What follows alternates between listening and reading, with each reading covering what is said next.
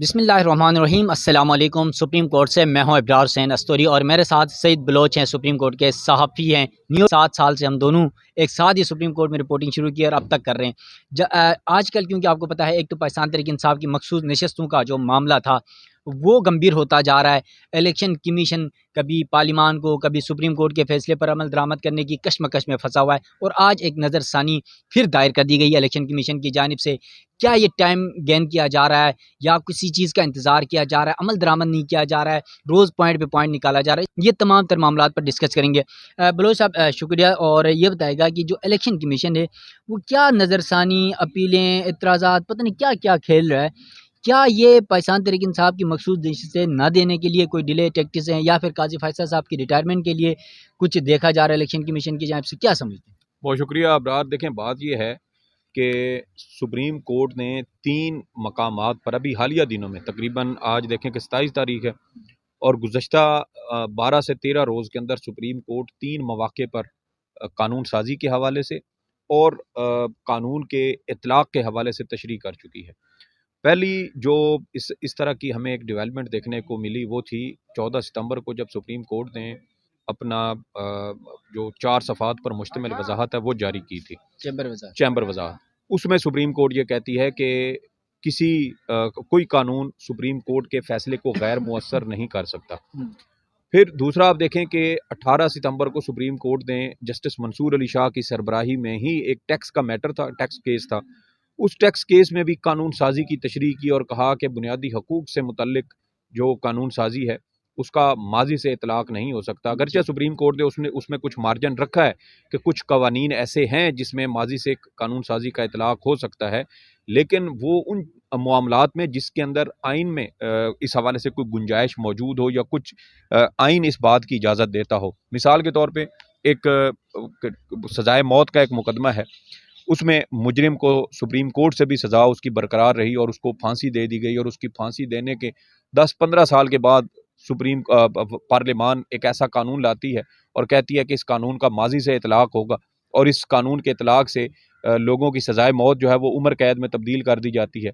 तो जिन लोगों को फांसी हो चुकी है तो फिर उनका एक नया पेंडोरा बॉक्स खुल जाएगा, और उसका जिम्मेदार कौन होगा कि जिनको फांसी हो चुकी है तो फिर वो वापस तो आ नहीं सकते। तो इसलिए कुछ चीज़ें ऐसी होती हैं जिसमें कुछ मसाइल हो सकते हैं, और लेकिन उसमें भी सुप्रीम कोर्ट ने पार्लिमान को ये इशारा दिया कि कानून साजी की तशरीह कब, कैसे और किस तरह होगी। और उसमें साथ ही सुप्रीम कोर्ट जो है वो ये भी कहती है कि अगर एक कानून ऐसा है जिसकी 2 मुख्तलिफ तशरीहात होती हों तो सुप्रीम कोर्ट को या अदलिया को उस कानून की वो तशरीह करनी चाहिए जो बुनियादी हकूक़ का तहफ़्फ़ुज़ करती हो। मिसाल के तौर पे ये इंट्रा पार्टी इलेक्शन के बारे में बात की जाती है, तो उसमें भी आप देखें कि इंट्रा पार्टी इलेक्शन में भी 2 से 3 ऐसी चीज़ें, 2 चीज़ें तो कम अज़ कम हो सकती थी। एक तो जुर्माने वाला है कि कोई सियासी जमात अगर अपना जो इंट्रा पार्टी इलेक्शन है वो नहीं करवाती तो इलेक्शन कमीशन उसमें जुर्माना कर सकता था। जुर्माना करने के बाद एक फाइनल वार्निंग दी जा सकती थी कि इसके बाद भी अगर आपने कानून के मुताबिक इंट्रा पार्टी इलेक्शन ना करवाए तो फिर आपका इंतखाबी निशान भी छीना जा सकता है। उसकी एक वजह यह है कि जिस वक्त इलेक्शन कमीशन ने पीटीआई से इलेक्शन छीना था, इंतखाबी निशान छीना था, उस वक्त आप ये जहन में रखें कि जो इलेक्शन शेड्यूल था वो जारी हो चुका था। तमाम सियासी जमातें अपने कागजात नामजदगी का जो एक पहला प्रोसेस होता है उस पर वो हाँ जी, वो उसके ऊपर वो काम कर रही थी।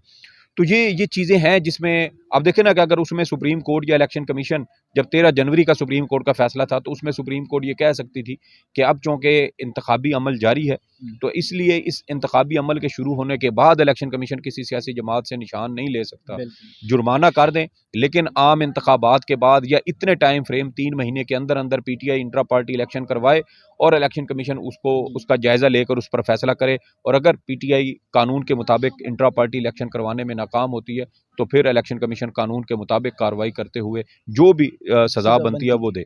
तो ये एक डिफरेंट हमारे पास ये अप्रोच हो जाती। अब तीसरी जो चीज़ है ना वो तफसीली फैसला है जो सुप्रीम कोर्ट का आया। अब वो तफसीली फैसले में भी सुप्रीम कोर्ट एक बार फिर कानून साजी के हवाले से तशरीह कर चुकी है।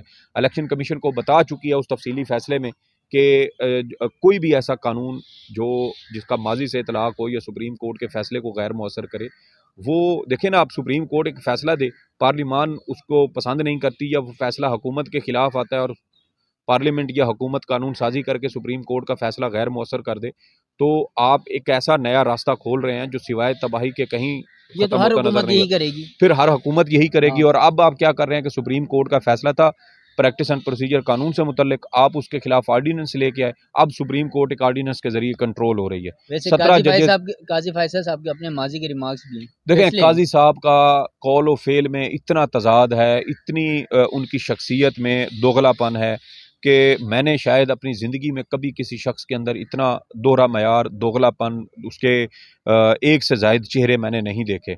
यार, जिस कानून के लिए आप प्रैक्टिस एंड प्रोसीजर कानून में मरे जा रहे थे कि 4 महीने आपने कोई मैं केस नहीं हाँ, सुना। आप नहीं 5 माह और 4 दिन, 5 13 महीने सितंबर 2023 से लेके 17 सितंबर 2023 तक एक केस नहीं सुना इसी कानून के इसी लिए। कानून के लिए कि ये कानून जो है वो लागू होना चाहिए। ये कानून अब जब आपने, और फिर सुप्रीम कोर्ट की फुल कोर्ट ने उसको लागू किया, और जी। फिर अब आप उन जजेस की भी तज़हीक कर रहे हैं, तौहीन कर रहे हैं और सब कुछ। और दूसरी जानिब देखें कि सुप्रीम कोर्ट अक्सरियती फैसला दे चुकी, तफसीली फैसला दे चुकी, और इलेक्शन कमीशन उसमें भी। अब हैरानी की बात क्या है? हैरानी की बात यह है कि इलेक्शन कमीशन, जिसका एक काम है, आइन के तहत सिर्फ एक ड्यूटी है, शफाफ, आज़ादाना, मुनसिफाना और बर वक्त इंतखाबात का इनेकाद, और इलेक्शन कमीशन उसमें भी नाकाम रहा। वो इलेक्शन कमीशन जो अपना काम नहीं कर सकता, वो आइन की तशरीह के मामले पर सुप्रीम कोर्ट को भाषण दे रहा है। तो मेरे ख्याल में ये सुप्रीम कोर्ट के पास एक बार फिर फुल टॉस आई है, और जस्टिस मंसूर अली शाह की सरबराही में इन 8 जजेस को इस फुल टॉस पर ऐसा छक्का मारना चाहिए कि गेंद जो है वो स्टेडियम से बाहर जाती हुई हमें नजर आए।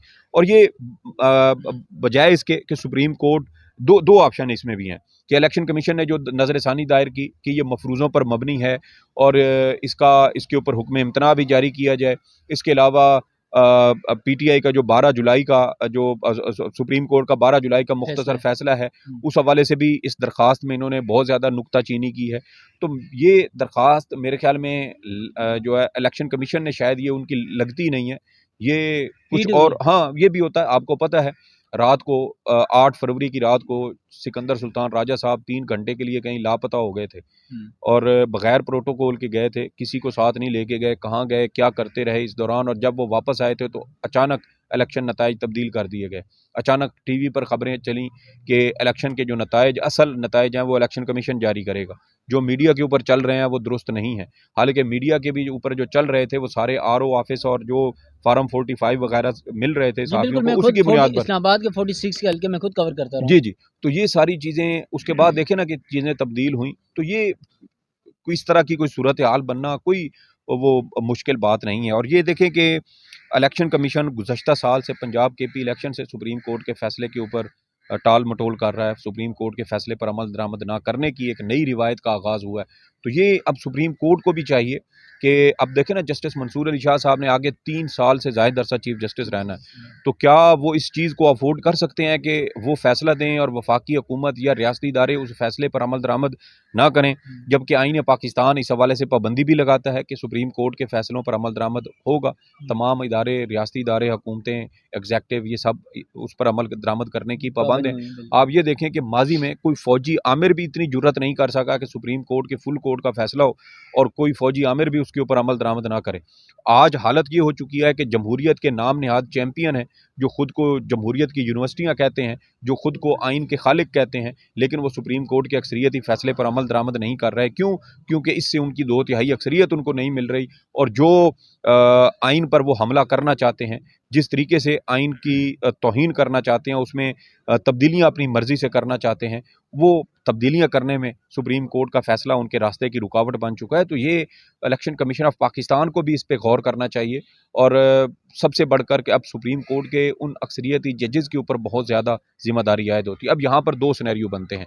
पहला सिनेरियो तो ये बनता है कि सुप्रीम कोर्ट के ये जज साहबान, चूँकि ये CMAs फाइल की गई हैं, बल्कि अब तो बाकायदा नज़रसानी की सूरत में भी है, हाँ, तो ये नज़रसानी में भी ये दरख्वास्तें लग सकती हैं। दूसरा ये है कि आप चैम्बर के अंदर जो है वो समाअत करें, मीडिया को भी बुलाएं, इलेक्शन कमीशन के वकील को बुलाएं, और ये सारी चीज़ें आप वहाँ पे उनसे बैठ के सुनें, और इलेक्शन कमीशन को कान से पकड़ कर ये समझाएं कि जब सुप्रीम कोर्ट अपने फैसलों में ये लिख चुकी है कि माजी से इतलाक़ नहीं हो। अब मुझे ये बताएं, ये जो प्रैक्टिस एंड प्रोसीजर कानून है, इसमें भी कहा गया था कि माजी से अपील देने का इतलाक़ होगा। तो सुप्रीम कोर्ट के 10 जजेस ने फिर ये कहा था कि माजी से इतलाक़ नहीं हो सकता।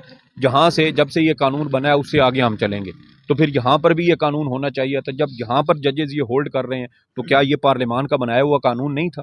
तो ये इसमें बहुत सारी सुकम है और बहुत सारे झोल इलेक्शन कमीशन की इस दरखास्त में है। असल में जब चीज़ों को आपने तूल देना हो, चीज़ों को लटकाना हो, उलझाना हो, जब आपका मकसद टाइम गेन करना हो और जब आपका मकसद ये हो, एक ज़िद आपने कुछ लोगों ने, कुछ सरकारी मुलाज़मीन ने ये ज़िद लगाई हुई है कि पीटीआई के हवाले से सुप्रीम कोर्ट का जो भी फैसला आएगा हमने उस पर अमल दरामद नहीं करना। तो ये चंद सरकारी मुलाज़मीन हैं जो सुप्रीम कोर्ट की बेतौकीरी कर रहे हैं और वो अपनी अथॉरिटी का, अपनी ताकत का शायद गलत इस्तेमाल कर रहे हैं, जिसकी वजह से सुप्रीम कोर्ट और उसके फैसलों की बेतौकीरी हो रही अच्छा है। सैयद बलोच साहब, जिस तरह आपने बात की कि यकीनन अगर अदालती फैसलों पर अमल दरामद नहीं होगा, इलेक्शन कमीशन अमल नहीं करेगा, इदारे नहीं करेंगे और फिर पॉलिटिशियंस या हुकूमत नहीं करेगी, लेकिन इसकी सबसे बड़ी वजह तो सुप्रीम कोर्ट के अपने जजेस के दरमियान जो इख्तिलाफात हैं, वो सबसे बड़ी वजह बन रहे हैं।